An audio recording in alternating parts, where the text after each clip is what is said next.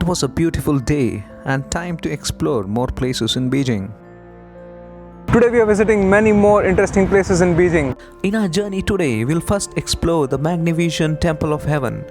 Then we'll visit the sprawling Beijing Zoo and finally end our today's journey in the peaceful Yonghegong Lama Temple. Thanks for being here.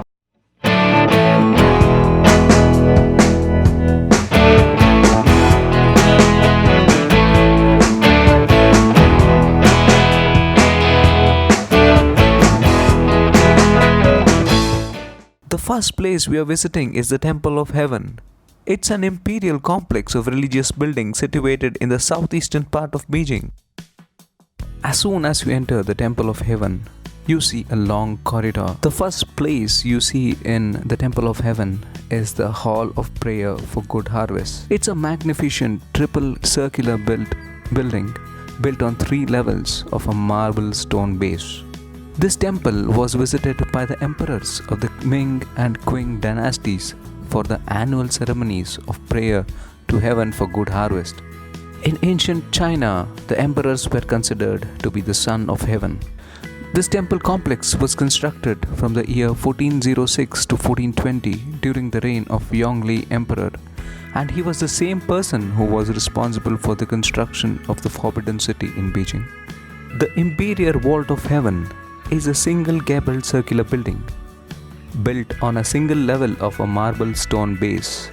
It is located south of the Hall of Prayer of Good Harvest and it resembles it, but it is smaller. It is surrounded by a smooth circular wall, the echo wall that can transmit sounds over large distances.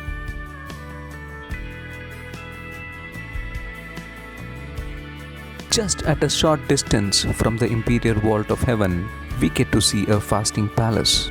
This was the very place where the emperor used to exercise abstinence from meat, drink, music, and dealing with state affairs 3 days before conducting sacrificial rites at the temple. Circular Mount Altar, located south of the Imperial Vault of Heaven, is an empty circular platform on 3 levels of marble stones.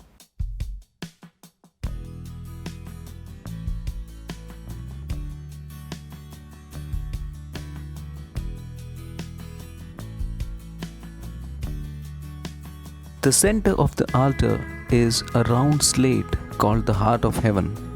It's this very place where the emperor prayed for a favorable weather. The surroundings of the Temple of Heaven has some of the best maintained gardens in China. The gardens are quite extensive, with the entire complex totaling 267 hectares. I had a great time walking in these beautiful gardens. The time I spent in Temple of Heaven was indeed wonderful, and I would definitely recommend you to visit this place. The next place I visited was the Beijing Zoo. Beijing Zoo is a zoological park in Beijing. It was founded during the late Qing dynasty. Is one of the oldest zoos in China. This zoo occupies an area of 220 acres, including 14 acres of pond and lakes.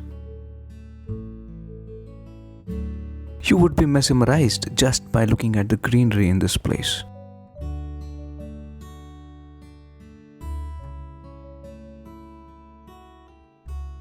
The zoo and its aquarium have over 450 species of land animals and over 500 species of marine animals. All in all, this zoo is home to 14,500 animals. Beijing Zoo is well known for its collection of rare animals endemic to China, including the giant pandas.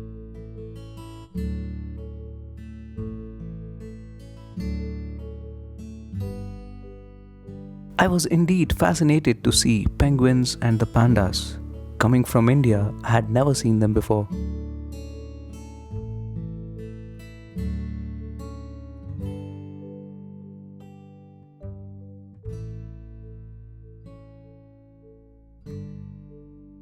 Beijing Zoo is very vast and you could be tired walking around the entire zoo. But it's definitely one of those places that you could visit with your family.